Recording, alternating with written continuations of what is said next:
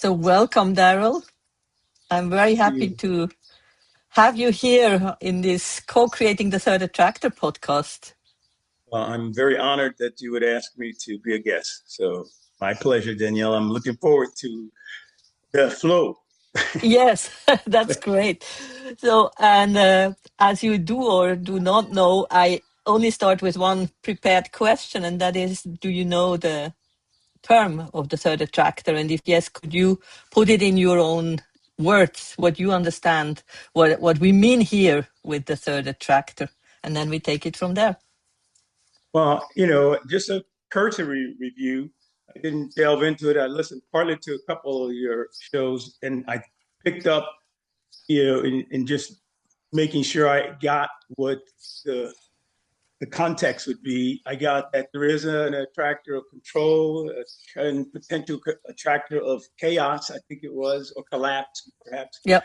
And then, if we have a community, a group of folks of precious like minds who, whether you speak in terms of integral and see it as, postmodern, I'm not sure what the terminology is, but in the way I think of it in terms of the practice of biodynamics, it would be a appreciation of a second tier consciousness, and all that comes along with that kind of emergence, openness to possibilities and generative life. And then I think read somewhere was terms I had never heard, but I thought, oh yeah, that makes total sense.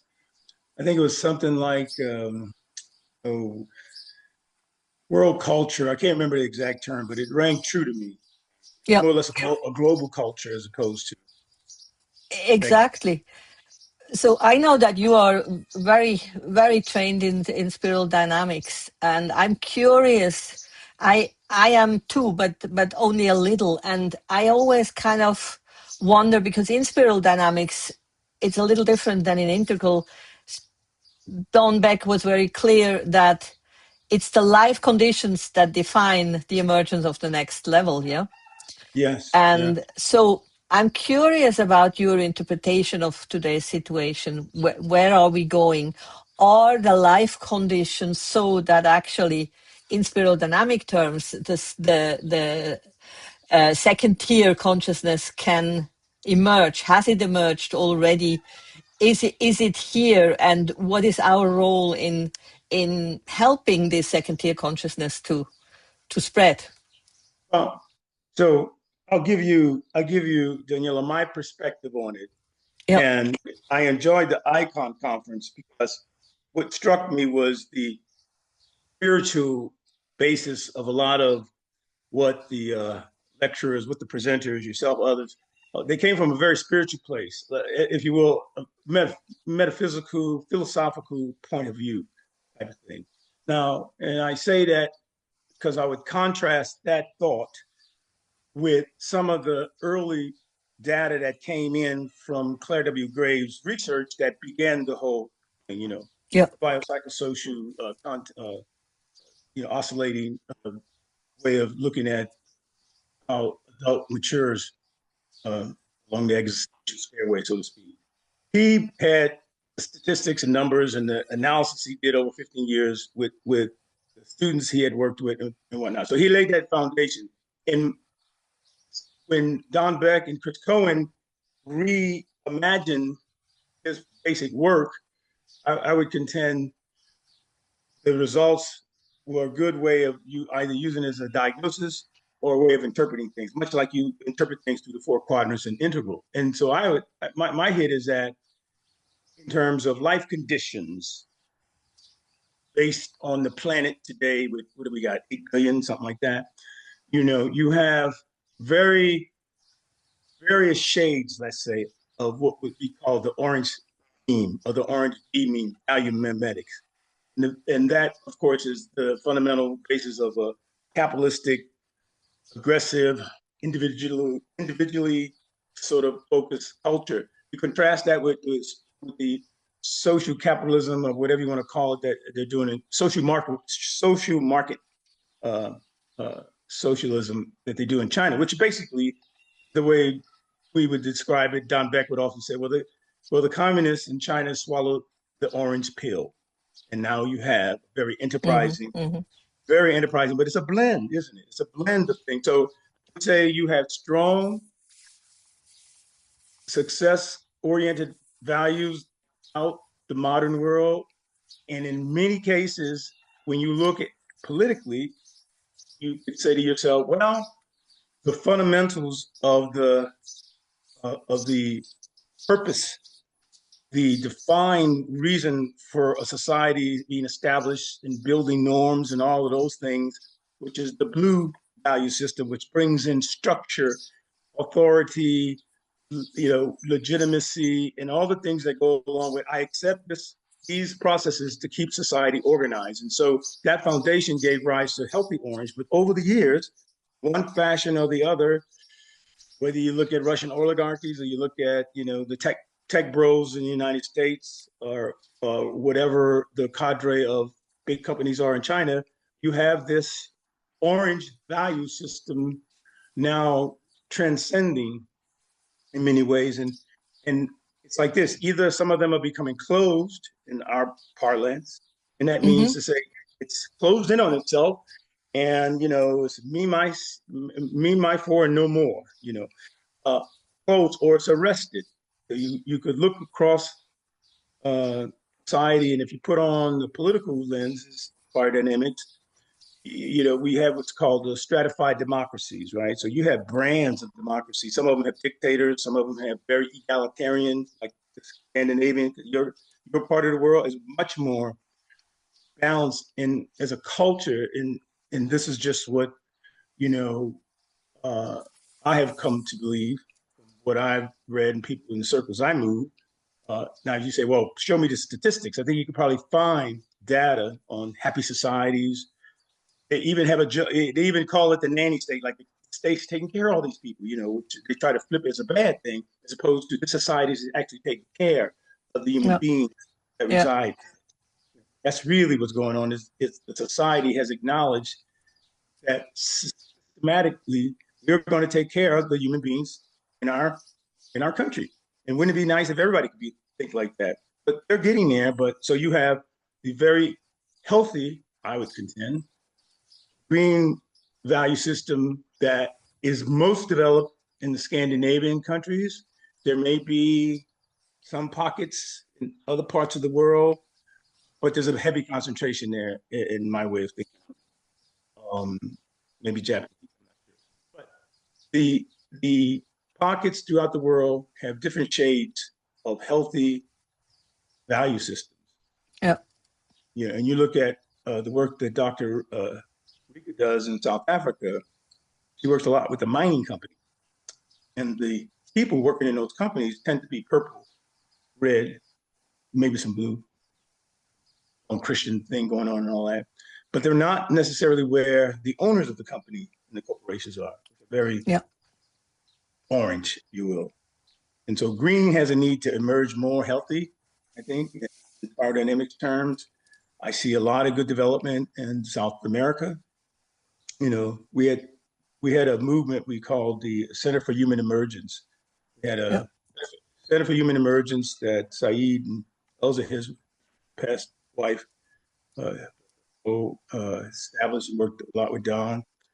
Um, I worked mainly with the intersection of corporate governance and corporate management with the Adidas Institute and with the Spark Dynamics group that Don Beck had established. So I sort of played in an area where I said to myself, given the fact that there are as many corporations with revenues that exceeds half the countries in the world, the entity of a corporation needs to also figure out how to have a soul. And so Yeah. I was kind of drawn to that as a purpose in life. But no, so those are just the top of my head things. But I see Spark Dynamics as a way to see the world, you know. And you will have people say, "Well, give me the statistics. What's the science behind it?" And I just avoid that argument. There are companies, Value Match is one. I know several people have developed their own assessments using Spark Dynamics, including uh, Dr. Beck's late partner, Chris Cohen, whose wife, Natasha, is continuing on with some of the original assessments. Okay, so there are pockets of assessments, but there's no one who's aggregated all of that into one data set and said, okay, we have looked across the board statistically. We know that 10% of the world's population is exiting green and entering yellow, right? Which the most likely candidates for such transitioning would be first probably the Scandinavian countries, then some pockets of healthy places like, perhaps San Francisco, those cosmopolitan cities across the world, things like that. But it's from my point of view, it's just a way of looking at the world, as Yeah, yeah. opposed to proving something with a statistic assessment. Assessments have a good place, but I see them as simply a tool. I totally agree. I'm with you there. I am not very much into making it like a box where you put people in, or countries or societies, Mm-hmm. but more like a lens to understand better what is actually happening, as one of the lenses to understand better. Like, Yeah, it's one of the uh, lenses. That's right. Yeah. yeah, exactly. And me living in India, I can see what you're describing. Also, like in India, it's very extreme that you have so many different memes active at the same time, Same because time. it literally goes from survival up to postmodern, Mm-hmm. and probably beyond in some pockets. I don't want to judge that, Well, but I mean, yeah, no, but the spiritual, and I know you were with the your late guru, yeah, with Andrew Cohen. Andrew Coyne, right? Who was, a very, uh, in my way, I heard him speak once, and it was at the same time to me down to earth and very Yeah. in an approachable manner that you go, oh, okay, I get with this. I mean, that was my hit when I just saw a tape of him and Don doing something. But yeah, I think people like that. I think India has quite a few. I mean, where I live, but I don't know if you've heard of Krishnamurti, but Krishnamurti Foundation Yeah, yeah. is. I live in Ojai, and the Krishnamurti Foundation is here. There's a organization called the Theosophists, Yeah. which is one of the reasons why I ended up here in Ojai, because I used to go to Theosophist Society's library. Mm. Great books on Carl Jung. They had everything, everything. So I just would go there and just hang out. And then I ended up moving here. That's cool. Yeah. So, in your opinion, what is our power in this whole situation to actually help to catalyze the better, the third attractor?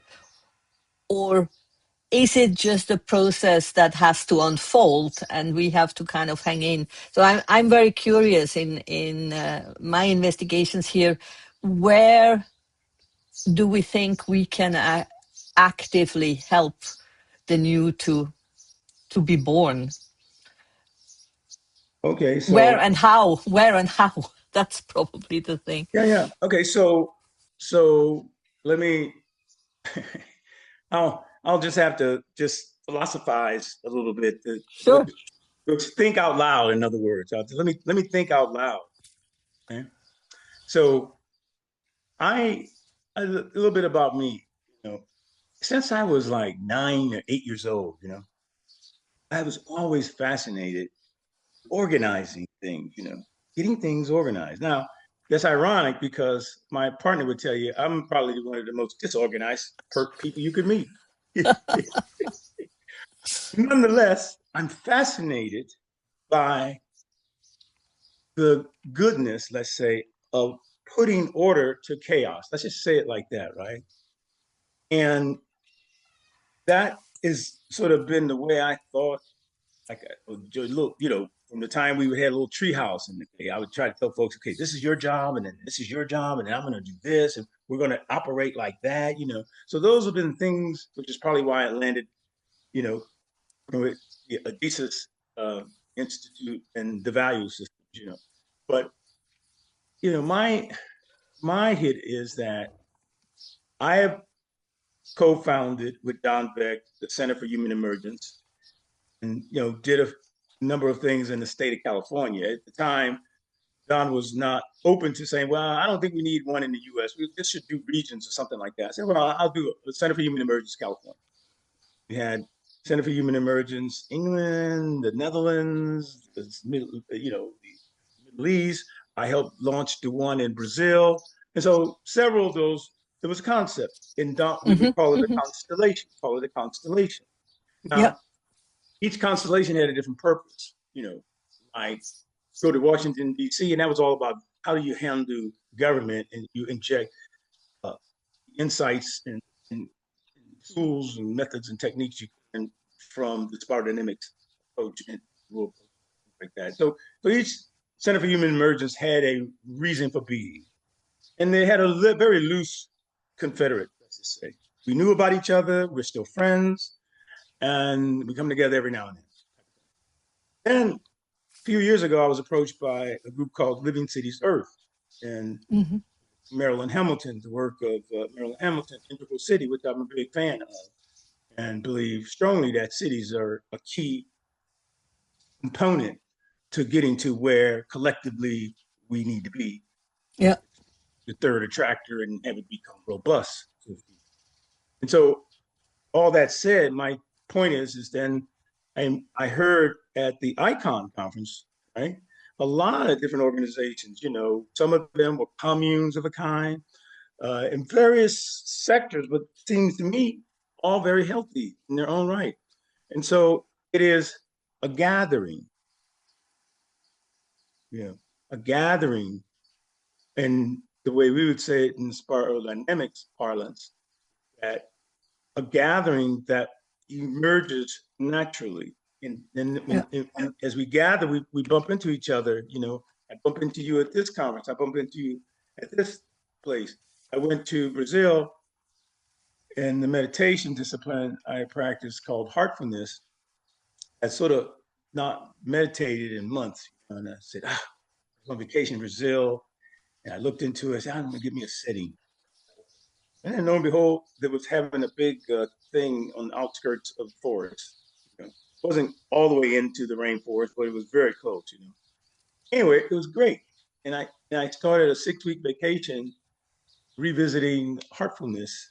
And so right there, all the people I've meditated with and throughout the state of California, been to India once. But in South America, I ran into a whole group of heartfulness people and just hung out with them for 4 or 5 days. And that's just the natural emergence of the constellation getting a little more coherent. And coherence seems to be the word these days. I saw it was a big part of the conference, and I would always use it in my work. And I guess it's just part of the consciousness to appreciate the need and the goodness of coherence. Yeah, that's beautiful.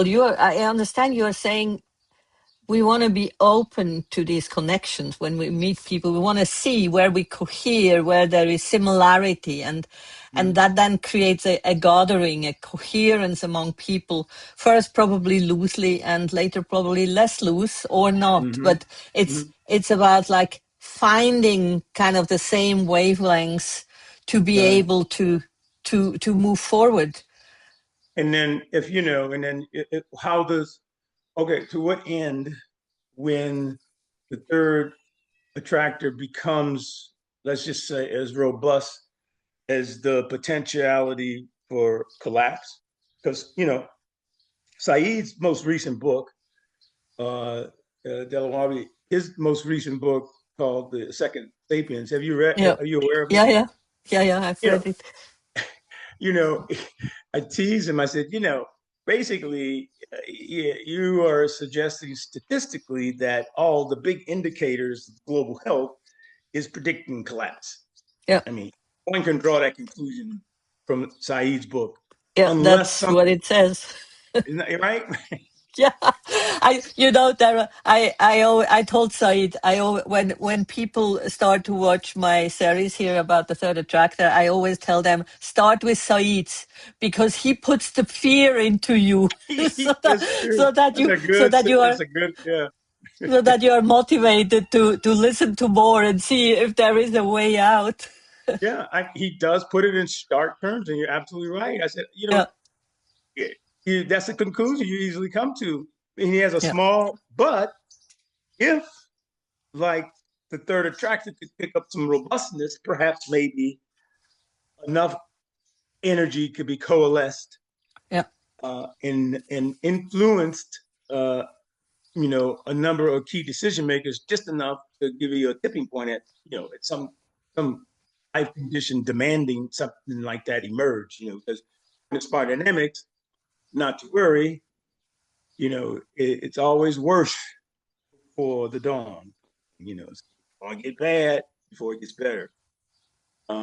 So all the way back to Clare Graves' statement of we're prepared for a momentous leap. He said that in the yeah, 60s. The yeah, 60s yeah. was 60s had a lot of turmoil on its own. So um, you know, I, yeah, I think Said's a great scholar. I think you have to. That's a good recommendation to start with that mindset, and then the motivation to coalesce and Yeah. cohere where naturally it makes sense to do so, and to open yourself up to the possibilities. Now, somewhere along the line, in a yellowish, strong yellow place. So yellow, for the most part, there's an emergence in yellow in the world. And I say that because when the data was available, and a lot of what was based, uh, what spark dynamics was based on, taking it from Clare Graves at the time, suggested 1 to 2% might be yellow. I'm remembering these numbers. It's low.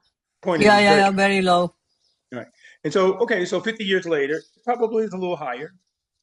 You Somebody Hmm. could go do some analysis. I would bet that you could probably say to yourself, just like everything else, it grows. So that number has probably grown, but still not at the nodal point of the value life cycle, right?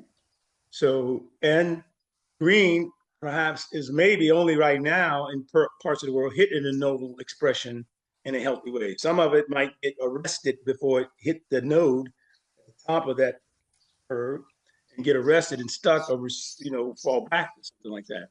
And so all those things considered, yeah. But can I ask you a probably controversial question that I ask myself? Do you feel that yellow actually has the potential to solve the problems that are at hand?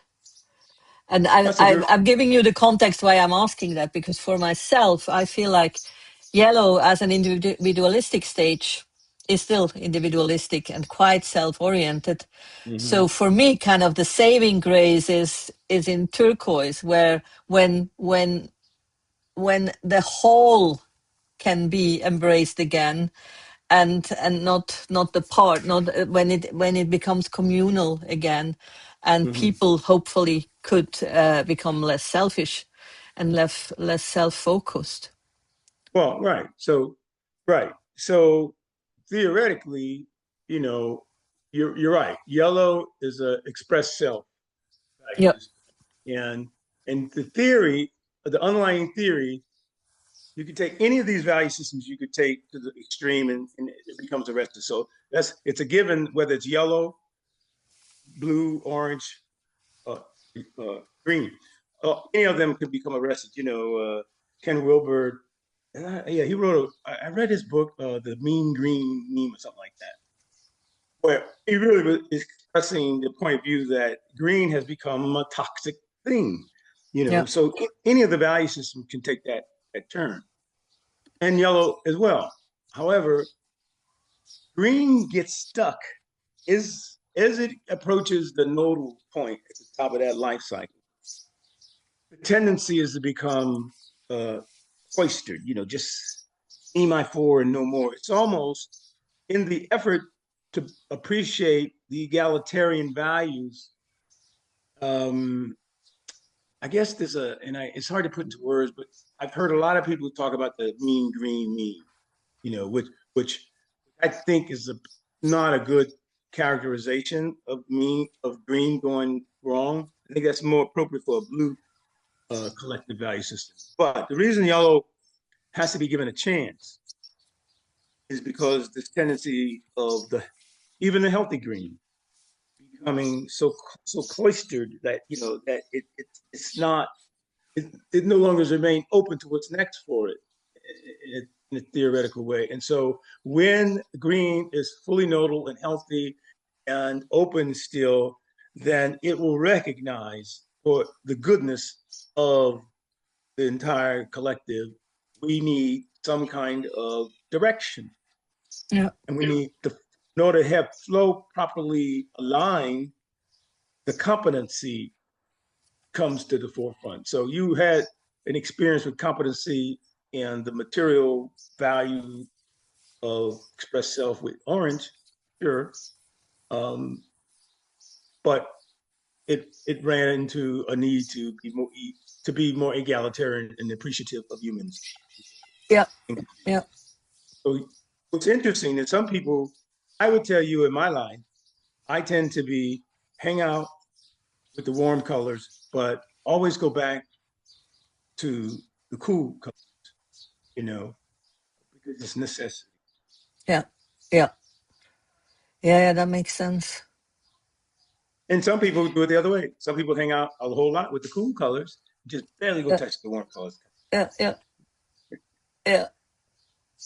Yeah, that's great. I want to ask you about something that you mentioned in passing. You work with companies here, and I'm curious what kind of tools and practices you bring or into companies or develop with companies that help to kind of respect and hold the whole spiral, because in the end we want to transcend and include, and we want to be able to work and be and with the whole spiral. Otherwise we just get elitism. We want to really integrate the spiral in whatever we do. So I'm very curious how you do this work in companies. So I have a couple of things I've divided. I mean, I in collaboration with the Spark Dynamics Group and the Odysseus Institute, we developed a game, and it's a game based on the values, right? And the same assessment questions that an individual would take in the Spark Dynamics assessments, and we used to use one called a cultural scan. So I use the cultural scan a lot. But anyway, I translated the cultural scan question to cards, and there's a deck of cards, like I think it's 72 cards. I can't remember the total number. Basically, you divide, like let's say we 25 people. You're doing an offsite with 25 people, the C-suite executives, with a sprinkling of subject matter experts and key influencers of the company, lawyers, whomever else really has a stake in the company's uh, uh, direction. So you take that leadership off and you put them in 5 different tables and you play a game with the values. And you read these cards. You explain to them. And you read the cards. The card will say, "We are very innovative here." I can't remember off the top of my head what this value statement. If I read it to you, it clearly line up with blue, red, orange, yellow, whatever. And then each table plays this game. It's about 90 minutes, and they distribute the values. And the rule is, it's either you have the value or you don't have the value, right? And either you want it or you don't want it. There's 3 categories: have it, don't have it, kind of have it. Anyway, we go through this game, and that kind of tells the room the big stacks of cards that they place. We then translate that to what cards distributed to the value stack. In an instance, in 90 minutes, almost 2 hours, we can have a conversation. Whatever the values you put up on your wall, that's one thing. What we see here is you have an admixture of controlling perceptions of your values that you've professed collectively as a group. 5 Yeah. different tables, aggregated together, and here it looks like. We're very purple, we're very red, we're very blue. Yeah. Nobody's here interested in success. We are a family. That's what we want, that's what we have. So that's one thing. Another thing is do a dynamic session where you set everyone in a half circle and certain ground rules, like many of these encounters. I don't know if you're familiar with a method called appreciative inquiry. No. So, appreciative inquiry is an approach where you look into the positive core. A lot of times, big organizations, especially, are problematic that there's so many people hunkered down, covering their Yeah. backside, into the sides of themselves, not trusting anybody because they've seen it and they Mm-hmm. know how Mm-hmm. laws are. So how do you build mutual trust and respect? Um, is a function of structuring an environment that encourages openness, honesty, and just having people put issues on top of the table and be okay with understanding that there's conflict, and it could be resolved constructively. And the win-win-win thinking is a good idea, but sometimes people lose. But if I should Yeah. lose in one of these dynamic exchanges that we're doing on the benefit for the company, then everyone in the room ought to remember next time we get together, Darrell gave last time, he gave willingly for the good of organization. Yeah. And these are still hard conversations to have with folks, but but I find structured environments lend themselves to honesty. If you give enough patience, yeah. I do one thing, and another tool we use the thesis life cycle. To ask the company, where are you on your life cycle? If you're a young company growing, do you believe you are stable and financially and well, stable, don't have a need to do too much to one way or the other? Or do you believe you're ascending down into bureaucracy? And based on how the organization sees itself, you can then almost sort of prescribe, I hate to say prescribe, but basically you can analyze what is wrong and realize, okay, these are either normal problems or abnormal problems. The main idea is that we all talk about the problem and and we're not accusing one another of being the cause of the problem. We're just taking the problem, much like marriage counseling, almost. Yeah. Yeah. The Yeah. Adhesive Institute, like to consider themselves the practitioners as organizational therapists, and that's why I think I appreciate some of the tools they use. And another, I use a couple of different tools. So appreciative inquiry for gathering and picking up positive core, because these organizations have been so beaten down and so mistrusted and everything. If you ask them, we're going to go around the room, tell me the best day you had at this company. Mm-hmm. And after a series of 3 open, constructive, positive statements coming from the individuals in the room, with the context being the social capital that's being built, the social capital that's being built by Darrell saying, when my boss sent me to that 6-week course at Harvard, that let me know he had confidence in me. That was like the best thing that could have ever happened to me in the last 10 years. Yeah. Yeah. You have them generate and remember, not, it's a shame how they treated Joe the other day, just as opposed to focusing on negative. And especially in organizations, if you remind them of the positives, Yeah. now you sort of set a context. We're going to have a constructive conversation about challenges we're currently Yeah. experiencing. Those are, yeah, the Adhesive, life cycles, power dynamics, game, the appreciative inquiry. Uh, and there's the one I use called TRIZ, out of TRIZ, TRI, the theory of invented problem solving, which is a mathematical technique that came out of Russia. And it really is for analyzing innovation and technology. So I worked a lot with space community. And so technology, I just had to have it be a part of the things I did. So I found TRIZ because I was very close to innovation. Yep. Triz gave me a good tool. So that's another tool. Triz. Finally, there's two others, and I won't go into depth with it, but I'm a fan of general morphological analysis.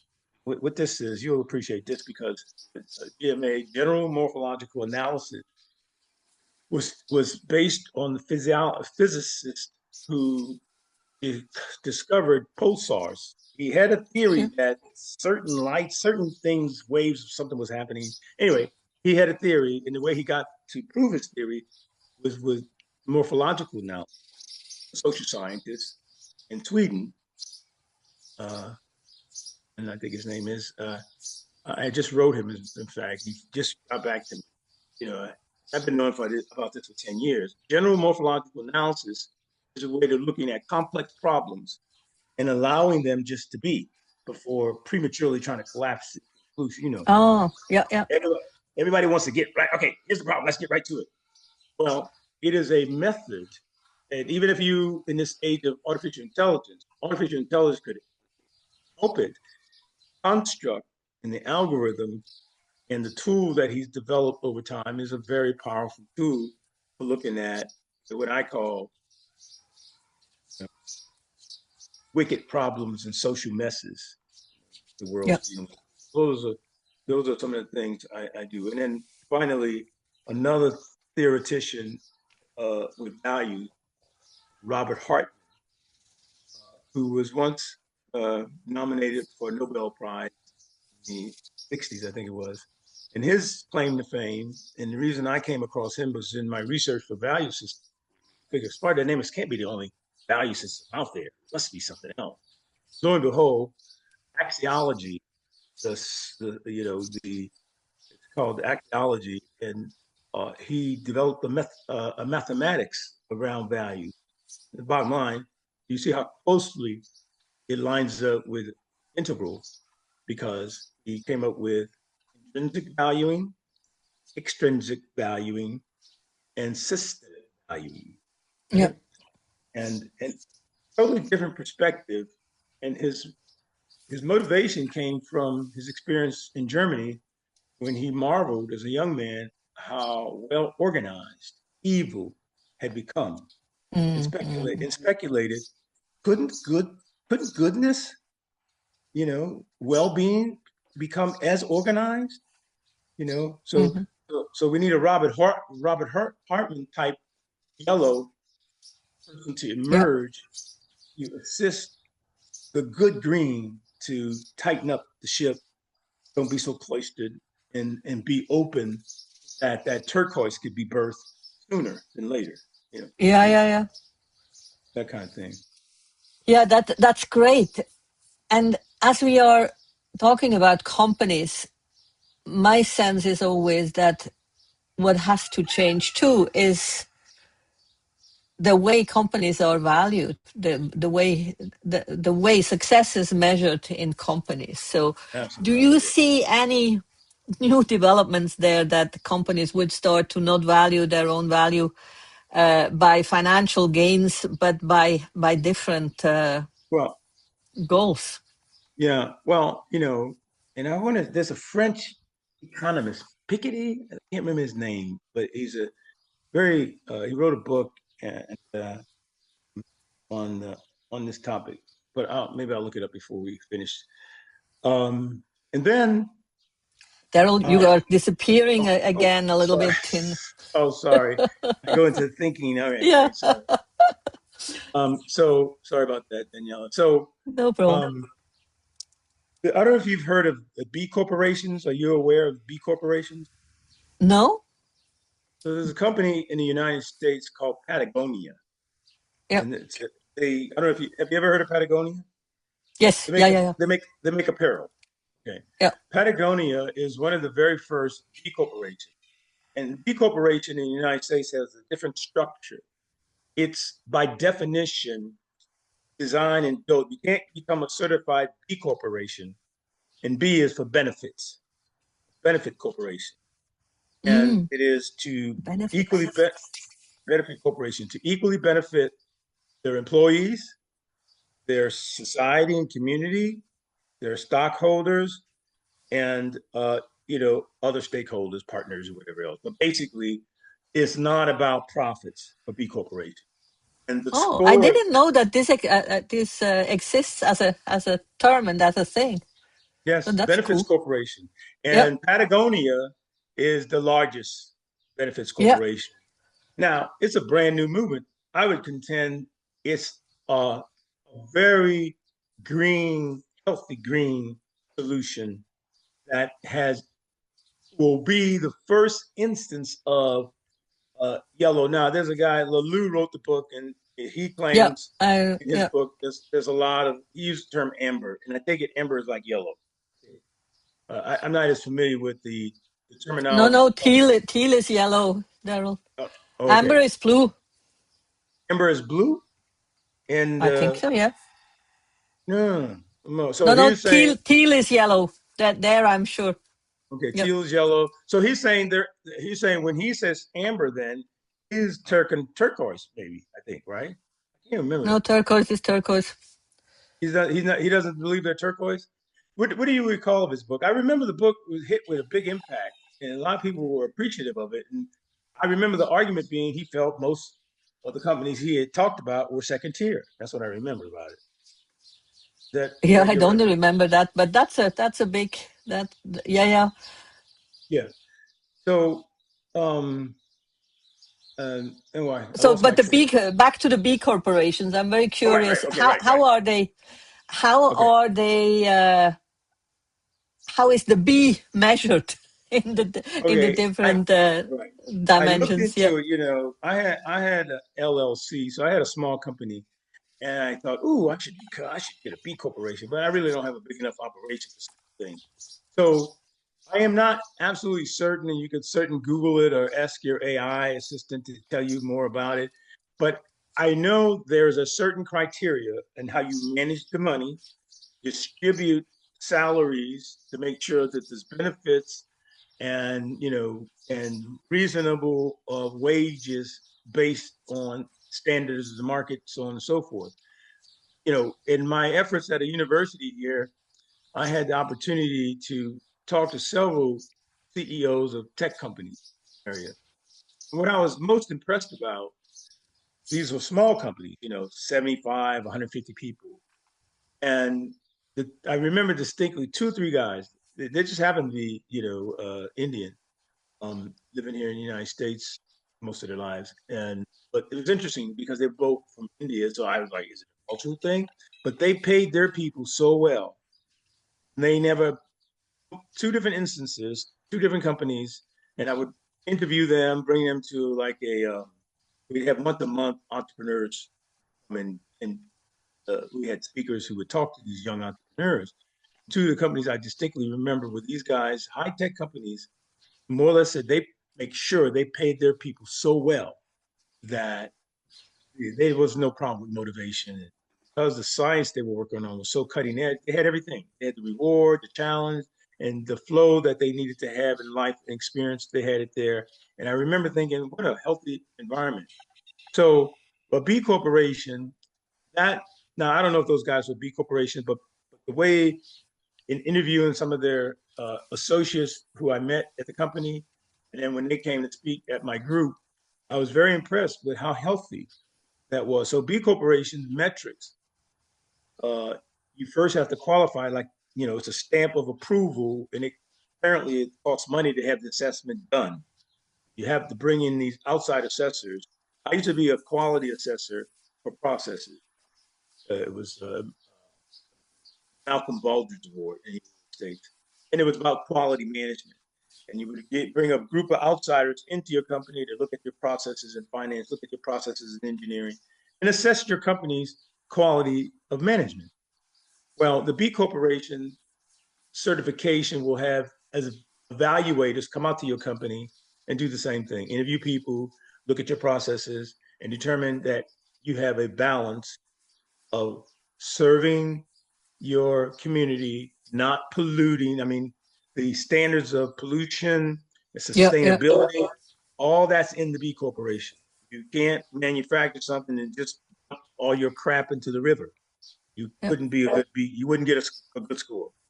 So sustainability, treating people correctly, paying people good wages, having distribution of monies paid to management and owners and people who work in the company be in balance. Those are the metrics, I'm pretty sure. And they have a structured kind of system so that one B corporation can be compared to another one. I believe so, yes. Yeah. Yeah, Yeah, because that's that amazing. standard will tell you, like I don't, that's a good question. I mean, I had to look it up to see now that B corporations has been out for maybe 20 years, maybe 20 years, might be less. But I'm going to make an educated guess because Patagonia is one of the first, and they've been out for over 20 years. So I would say they might have an award. Like I did quality management, and I also practice one of the tools I used also in companies work is something called Lean Six Sigma and Agile. Yeah, So those yeah, other tools, and there are awards. You can win a national level award, which my organization won for Lean. And there might be these days an award for B corporations. It's an interesting thought, you know. yeah, yeah. Yeah, Interesting. Yeah, yeah. No, B corporation. Now they might have something comparable in Europe. I don't know, but the business environment in the United States is, as aggressive as any place else, yeah, but it tends to have pockets of real hyper aggressiveness. yeah, yeah. So B corporation, I have been working for an U.S. company for a few years, and it's very different. The culture is is it? Yeah. very different than here in How, Europe. how did you find it different? How was it? Just I in the end I left because it was just so solely focused on money and and increase of Ah, profit, not only increase of revenue, increase of profit, mm, that I just felt that's too much. That's yeah, that and also an extreme top down management. Like I was part of the European management, like I would say in the top 20 of this company, and I still didn't have the feeling that I was co-creating, that I was actually able right. to change things or influence things. It was still totally top down. So I was not like a small little worker down there. I was in the management, but It still felt that. yeah, Yeah, I still felt that. So it and really this is. is something I feel like has to change in a third attractor environment. We have to find new ways of how companies work. Therefore, I find it very interesting to hear about these B companies, and I will do some more research how they Yeah. do it exactly, because it takes a lot. You also have to check on your suppliers, for example, because if the supply chain is not Right. compatible to these new values, then Mhm. that doesn't Mismatch. work. No, Right. No. Right. yeah, there is a mismatch. If you still Yeah. get your goods from a Chinese industry that is not valuing people, then Right. It yeah, breaks down. Yeah. it No, breaks and down. in companies chasing for the cheapest labor was driven largely by that profit motive and a whole extraction economy. Where it's almost now, you hear more and more and more how objectionable the extraction, uh, companies or culture that was imposed on the global South is now, just so out of favor. But okay, so now what are you going to do? Yeah, You know, how are you going to turn that corner? You know, and so there's a lot of work to be done for sure. But yeah, yeah. B corporations is a healthy, I believe, green, emerging yellow solution to the challenges. That sounds great. I mean, ideally, or it would be wonderful if now the global south, as it is rising, could adopt some of these hmm methods Better or happen. insights Yeah. Good point. and Yeah. leapfrog all the downsides of big corporations and do it Right. from the beginning in a different way. I Well, don't think it looks like this for now, but that's a great idea. And because they have such a bulk still of healthy purple, okay, if systems could be designed open enough. And this is one of the challenges people have with spiral dynamics. They think it's important to spiral on up to the yellow. No, it's more important to make sure every transitioning is occurring, every level of valuing in life conditions that's being experienced on the globe. If there was a consciousness enough of the third attractor, so to speak, that would be able to influence the purple Yeah. places, that the Yes. purple places properly coalesce healthy and naturally and give rise to those kinds of things, you know. I mean, that would really be good. Yeah. Yeah. No, I agree. Yeah. Because it'd be easy for purple culture to say, okay, we don't want anybody in here making so much more money that all the rest of us are suffering all the time. That's a very purple conscious almost, you know. So a healthy purple really is a good setup to bring a B corporation in, you know, in many ways. It's be a natural Yeah. thinking. Yeah. Yeah. You can almost think like tribe. The company could Yes, could operate like a tribe, no? exactly, exactly. Yeah. And you know, and I heard a term at the Icon conference. Some of the folks that were Canada, I can't remember their name. They had a term they used, revillaging, something like that. Have you heard this term? Revillaging. Ah, yeah. Yeah. But I And don't know what they meant with it. well, Did I guess what they meant was, wouldn't it be, and because I didn't really talk to the person, I heard it, and I thought that's a good term. And I think what they meant was that, you know, even in cities, if we could help people build little communities, you know, where they are, so that community becomes a part of how they're experiencing life in front of a screen and all of that, you know, that's what I thought it meant, but I'm not sure. yeah, yeah, Uh, I'm not sure if they meant something like a kibbutz or something like that, or ashram. I don't really know. yeah, yeah, The term yeah. just struck. But just have more healthy, smaller structures again. That's probably what they're pointing to. Like Yeah, yeah, even in cities, if you connect in a different way to neighborhoods and right. then you can kind of create these villagey systems that Hmm. support each other and Right, are more human. right. Yeah. Are you familiar with the Fenhorn in Scotland? Findhorn, yeah. Yes, Finhorn. yeah. Yes. Is it Finhorn? Yeah. Yeah, Finhorn. Yeah. Findhorn. Yeah. Yeah. Yeah. Yeah. So that's kind of, I think that's kind of what they're thinking.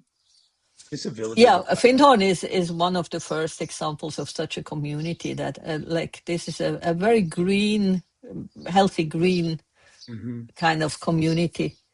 Yeah. Well, the question is something like Finhorn scalable? Could you replicate that in a manner that, you know, wherever the culture is, if a group of people had the like mind to collect themselves to get together, and I don't know how it's governed. I know Dr. Hamilton. I know Maryland is a leader there now. He's either council member or a director or something. At She's Findhorn, oh yeah, yeah, really? yeah, I she didn't know yeah, that. she's Yeah. yeah, yeah. Look, the thing that's exactly the question that I grapple with a lot. Can these experiments be scaled? Because another one is Auroville. I live 2 hours from Auroville in India. You know Hmm. about Auroville? No, I don't. No, Auroville what is is much bigger actually than Findhorn, like, and ah, has been founded by a woman, a French woman called the Mother, who was very close to Sri Aurobindo. hmm, Aurobindo is an Indian guru, but was very culture aware. He wanted to build new hmm, systems, new culture. So hmm. it's not a guru that taught to go into caves and meditate, Right, right. but Very he connected to he the world. wanted people to connect to the world and bring change Yeah. into the world. So Auroville is a community in South India where people from all over the world came together to create community Hmm. on a huge piece of land that was totally bare. So they had to plant the trees and Wow, build no. houses and Or everything. amazing. It's called And Orville. Auroville. And the idea was that to house in this community, 50,000. The vision is to have 50,000 people there. They are now, I think, at about 3,000 people. And it's a beautiful project, and they struggle a lot. It's both true. Like Right. it's hard to scale it. It's hard because it's in the middle of Indian village culture, so there is also Yeah. the clash Which is of cultures there, interesting, and but yeah. it's quite green in the sense of decision making. And they also, I had a few conversations with people where they say it's so hard to make decisions in a green environment See, that's the because it usefulness. is because it That's the is. usefulness of yellow. I mean, that is why Yeah, yellow is useful. yeah, But it has to come in. So it has to be invited in. It just can't come bouldering in, right? It wouldn't be healthy. So that's a real tricky transition. Like you said, yeah. it's hard to make decisions in green. Yeah. And that's the question. Same question with Finton. Finton is also a fully healthy green Yeah. environment, as I understand it. Uh, and this transition of this kind of communities into yellow and beyond is a challenging one. And my sense is only then it could actually scale Yeah, I think you're for right. I mean, real. whoever, so, oh, I mean, wouldn't that be a good study for somebody's PhD, you know? That Study, would, yeah, study these yeah. intentional communities. Why do they get stuck at staying in that egalitarian goodness and not, not aspire to something different and more? Shall It I was interesting. shall I Mhm. share my theory why they all Yes, get stuck? It's please. a very pragmatic theory. Uh, They all get, in the end, what I see, they all get stuck because of the human factor, because human beings are not very good in sustainably living together and going beyond their own self interest and hmm. actually think and act in the interest of the whole. And Yeah, therefore, my personal sense is that as long as not more people can beyond their self orientation, their small self needs, and actually can think for the whole, whatever the whole is, the community, the world, the globe, the universe, hmm, hmm. it will remain difficult just because human Yeah. beings are have a hard time to get along with each other, no? Yes, some more than others, but no Yes. matter, you're so right. I mean, I would facilitated community gatherings, get this, of a bunch of ministers. And Mm, it was for the goal of distributing some grant money that had come in. The state had sent the county grant money, and they had decided that the ministers be able to help feed the homeless, and basically help the homeless, yeah, whether yeah. it's food, shelter, medicine, whatever, right? And I tell you, there's like 12 of them, and I collected them together. We talked, could not make them work together. And the main problem was, wanted to know, well, who's going to be in charge? I said, well, we That's could what I mean. rotate the leadership. Yeah, This pastor could be in charge for 2 months. The next pastor could be rotate the lead. That wasn't good enough. Ministers, men of God, could not work yeah, together. The thing fell apart. You know, yeah, yeah. they could have. You got your church bring blankets. We will cook food. We will make sure the medical vans go out over there. I just marveled how uh, people fall together. I mean, people fall apart. I mean, unless you intentionally make purposeful efforts to reintegrate, resolve conflict constructively, but put it on top of the table so that there's no vicious gossip, backbiting, and subterfuge. That I like you, Daniela, but I gotta tell you, when you do A, B, and C, it makes me feel X, Y, Z. Yeah, yeah, yeah. Right? Exactly. Yeah. So if you can't have difficult conversations, yeah, then the shadow it gives rise to more shadow, Yeah, lack of a way of saying it. But it's there. It's always there. Like the ministers, they couldn't get it together. They're all supposed to be men of God. I'm thinking to myself, good Lord. You know. yeah. Yeah, Yeah, so so you're right. So the therefore, human element is challenged. Yeah. therefore the question is also like how much inner development needs to happen for this third attractor to actually be able to emerge, no? Like how much do we as human beings have to change I mean, to be able without to act differently? without a synthetic drug or implant or something. You know, the villains in the movies just go, okay, heck with it. We're gonna implant everybody.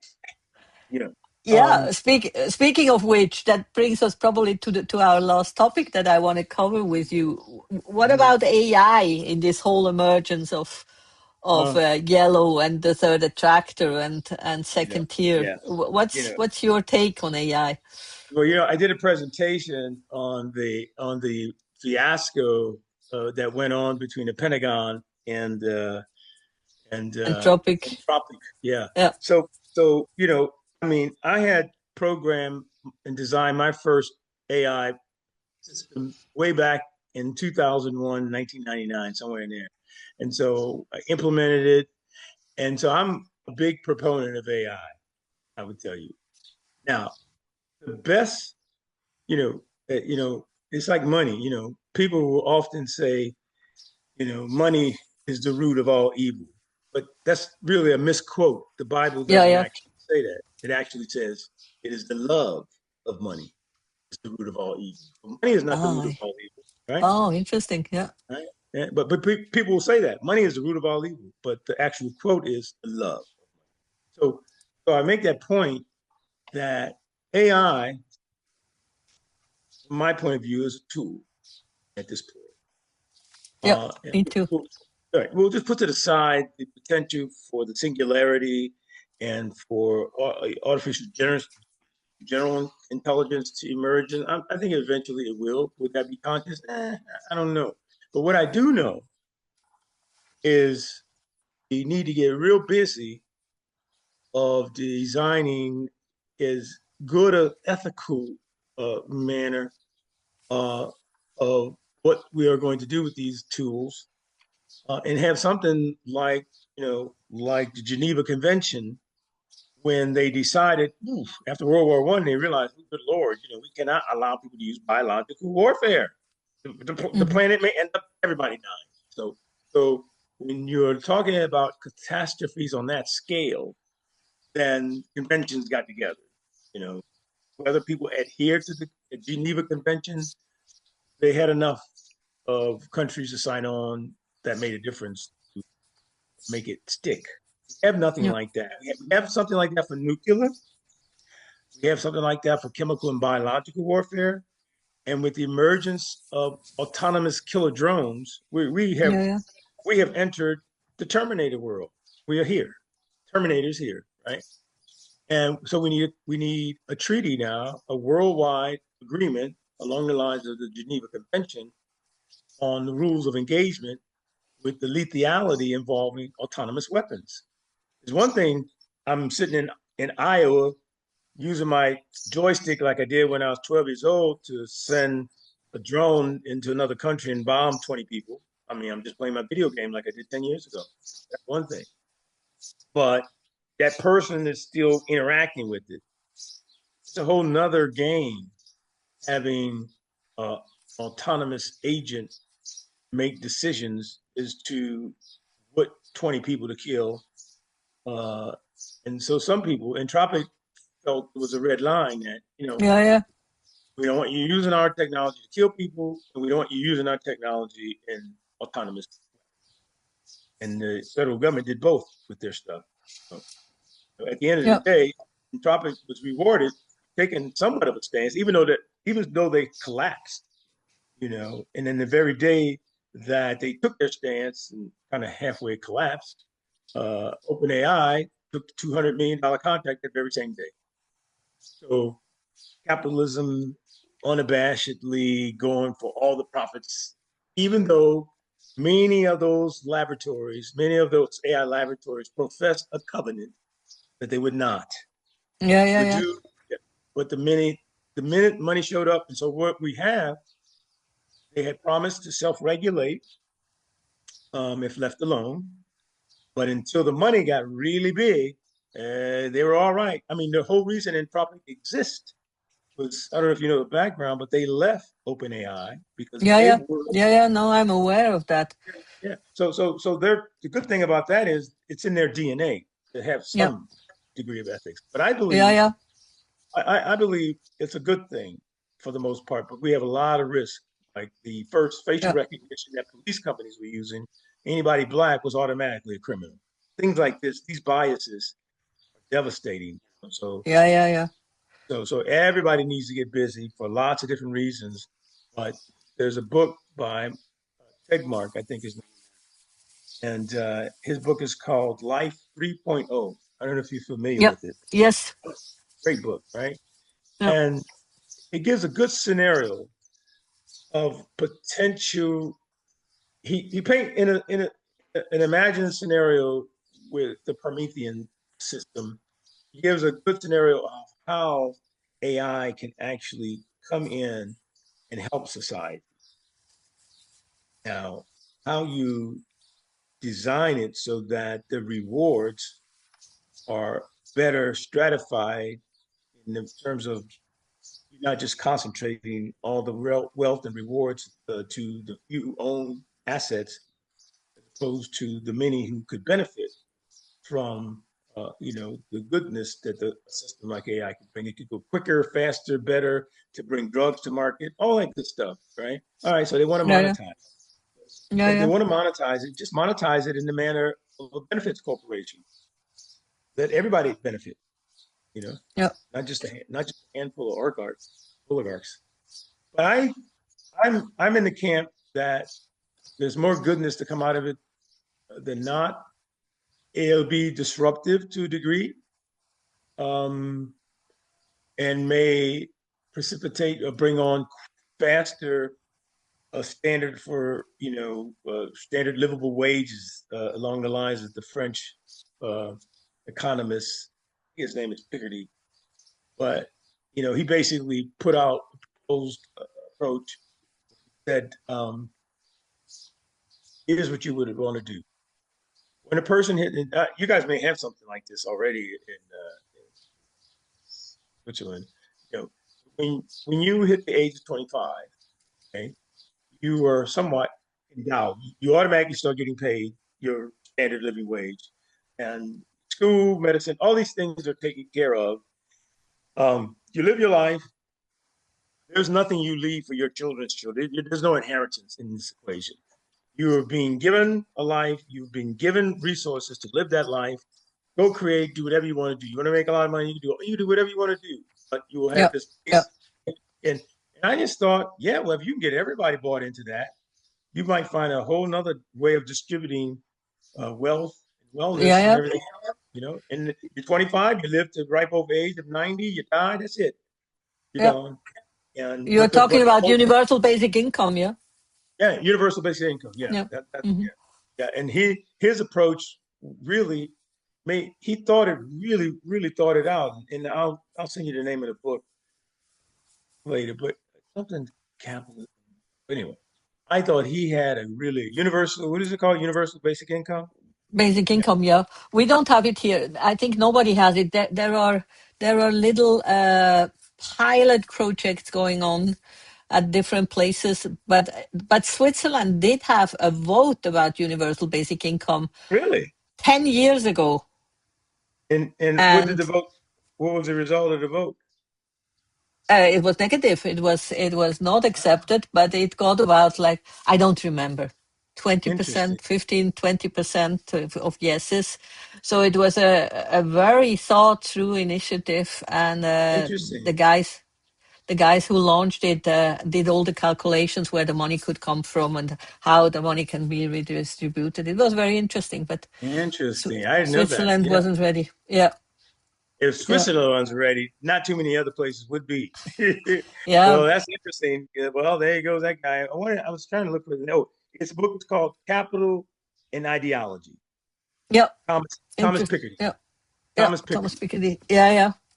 Yeah, yeah, yeah. But yeah, so I think you know my I always reference Life 3.0, that scenario he paints in the beginning of the book about the Prometheus project, and showed that on its own, the AI learned what was going on and began to design top systemic level solutions in the manner that resulted in longer lives, less wars, more balanced distribution of wealth. Yeah, And, yeah. and so all the, and the way it did it was so elegant and sophisticated, you know, but it was a fictional thing. But his point, given that illustration, was you don't only have to play the scenarios like the Terminator. You can play the scenario that the AI really did help benefit men and Yeah, women. yeah, yeah. It made life better, you know, and more peaceful.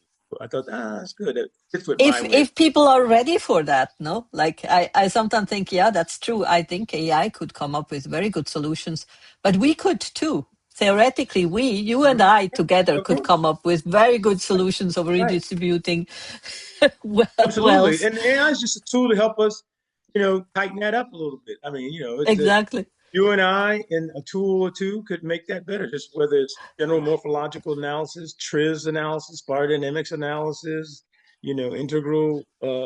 No, no, Uh, but what I'm saying is human beings would not agree to a lot of these solutions. No, the power structures are not so right, that the solutions right. could be implemented. And Like it's true. my point is more like finding solutions is Problem. not so difficult, but implementing them is a challenge So, in and, today's world. and the reason it's a challenge. Why is it a why is it so challenging to implement? And you contrast the United States right now with China. I saw this Chinese influencer who I had to go, he's got a good point. Got a really good point. He basically wrote a book. He said, I don't know why America's complaining about China taking advantage of them. After all, for the last 25 years, you guys have made as much money as we did. The Yeah, yeah, difference is the difference is China, he said, is run by engineers, and engineers build stuff. And China took 500 million people out of poverty and built high-speed trains and everything else. They built out all their cities and they yeah, invested in their society. And he said, meanwhile, the United States, which is run by lawyers and attorneys, not engineers per se, all this overabundance of structure and rules and so on. And then the way the design of the rules was such that what wealth did come in did not get evenly distributed in the society, but was gravitated up towards an oligarch. And honestly, I had to go, got a point. From yeah. my point of view, I don't have a hard argument against the man. So that was a stark realization. Mm-hmm, mm-hmm. Um, no, yeah, I mean, it's difficult because the self interest. Yeah. Yeah, yeah, exactly. Here we And, are and there's again. a yeah, there's a method. There's techniques whether you use appreciative inquiry. The Decent Institute has a concept known as CAPI, the coalescence of authority, power, and influence. Yeah, Because these are the three factions that have different interests and will usually blow up a project because their self interest, they have not seen an equation in which their self interest benefits enough. yeah, So, yeah, yeah, the human dynamic is yeah, that's a messy one. You're right. I mean, exactly. but yeah, but if you notice, people love to think that technology brings them a solution. Yeah, Got a problem? Give me a technology I could apply to it, and that's an opening to have I collaborate with some of the third attractors. Yeah, we don't have to, yeah. you I'm a fan of Star Trek, the second generation, and, Yes, and second in second generation they had the Borg. yes, exactly. Think about that, but a benevolent Borg. Yeah, a benevolent Borg. But that's an That's oxy, yeah, that's an oxymoron, I guess. Because the yeah, Borg was all about exactly. control. Right? They were all I about know, control, I know. But that's probably a good place for us to end with a right? Okay. benevolent Borg as a vision. for the third attractor. I love that. You like that? Well, thank you. It was fun, Daniela. Thank you so Yeah, much. thank you so much. It was really great. Bye Thank you bye. so much.